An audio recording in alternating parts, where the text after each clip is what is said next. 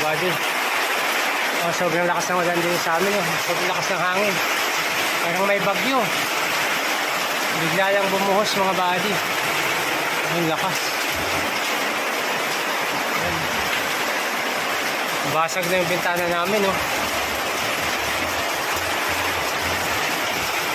Ang lakas.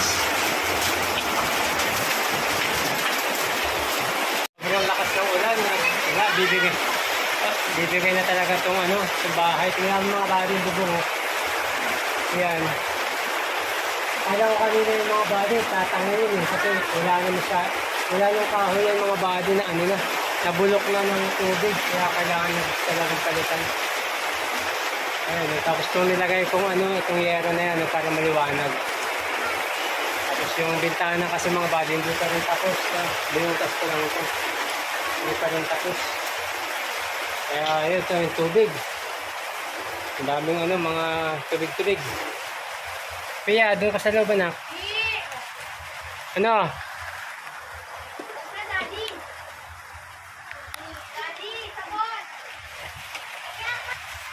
So, yun mga buddy yung kusina. So, dito naman tayo sa salas namin. So, yan naman mga buddy. Dito naman tumutulo din. Inayos nga ito dati mga buddy. Kaso, ang problema dito, yung tubig sa pader na dumadaan mga buddy. Sa kabilang bahay, dumadaan sa amin yun, lumulusot sa pader. Kaya yan, kalat din ang basa. Birang buhay. Yan talaga mga buddy. Yan talaga pag konting tiis pa at mapapagawa rin kita. Nalangya. Yan, tumulo lahat. Saan kasi galing yung mga butas? Diyan yun, hindi sa butas. Kasi itong bubong na yan mga buddy, yung yero niyan, galing yan kay Ma'am Ditas. Nung nakaraang tag-ulan, binigyan niya ako ng pambili ng yero, kaya wala nang tulo yan. Opo. Inayos mo na yung... Opo, bago na yung mga yero niyan, bigay ni Ma'am Ditas sa akin. Ang problema, yung tubig naman mga buddy dyan. Diyan dumadaan sa sa pader. Paano nagkaroon? Kailangan talagang maayos. Pero Paano nagkaroon? Pero... importante dito sa kusina talaga. Yun, buti wala na. Yan mga buddy, butas-butas na yung bahay namin. Yan pa yung ilaw namin dati mga buddy. Petromax. Yung bahay ni Miss J. Wala na. Sira na. Ayan mo ma'am, pag nagkapera tayo. Maganda dito ma'am, pa-slab na lang natin to. Kahit itong buong kusina na lang to, itong maliit na to. Kasi pag... semento. Kasi pag tagulan ma'am, talaga yung na yan, pag tagbagyo na, mabubakwal talaga yan pag malakas na hangin. Kanina nga, muntikan na matanggal. Kasi wala nang kahoy yan, Kailangan talaga yung semento para at least mas safe tayo. Kasi ang likod namin mga buddy, open area pa to mga buddy. Itong likod na to, open area pa yan.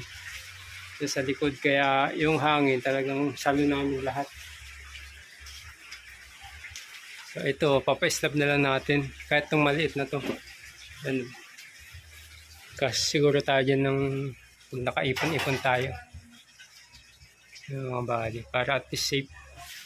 Sabi Sa'yo na magulo yung buti. Yung mga tubig mga body. Baha na talaga kami dito. Baha na. Pag umuulan, ganito lagi yung senaryo. Kaya mahirap pag gabi mga body. Tapos umulan ng malakas. Nabukasan talagang baha na dito. Ayan. Yun mga buddy, kita nyo na ang aming munting tahanan.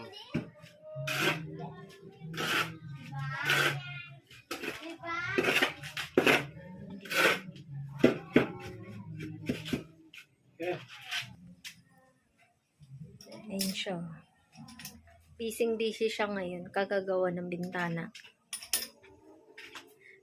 Yan.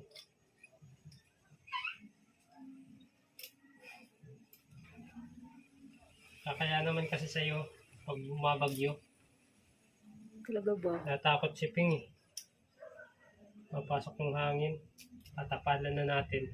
Talagyan lang natin ng maliit para pumasok ang hangin. Yan, patapos na.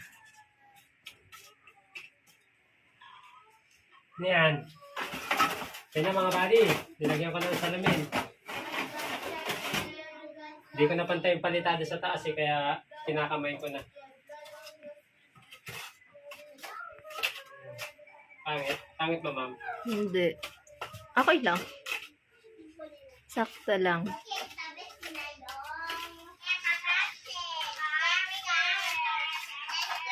Wow naman. Patapos na. Ang galing. Yung mga body tapos na.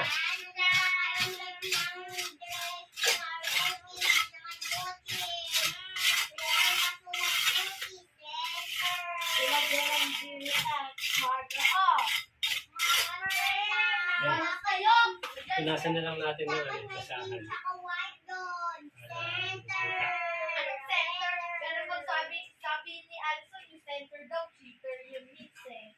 Parang drama niya yung nasa Minecraft patay, di ba? Oo nga, sabi mo. Guys, sabi niya, I will burn at fire. Di ba? Ayos. Burns cute. Ayos na mga body, tiles na lang kulang. Pag nagkapera, tatiles ulit ko. Tatiles ulit ko. No? Ayan. Sabi mo, hindi ba sinanihan? Ayun na mga body, ayos na. Ayos na natin yung ating munting bintana. Ayan, ganda na. Maganda yun mga body para hindi pumapasok yung tubig kasi pag bagyuhan mga body, malakas yung tubig yung pasok tapos malakas ang hangin. Ganda na yun para hindi mabasa yung loob.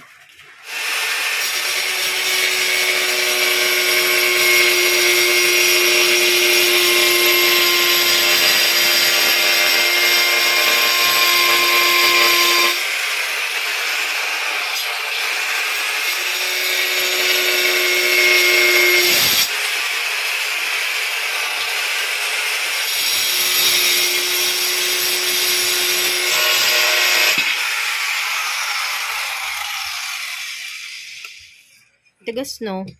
Tigas pag porcelain.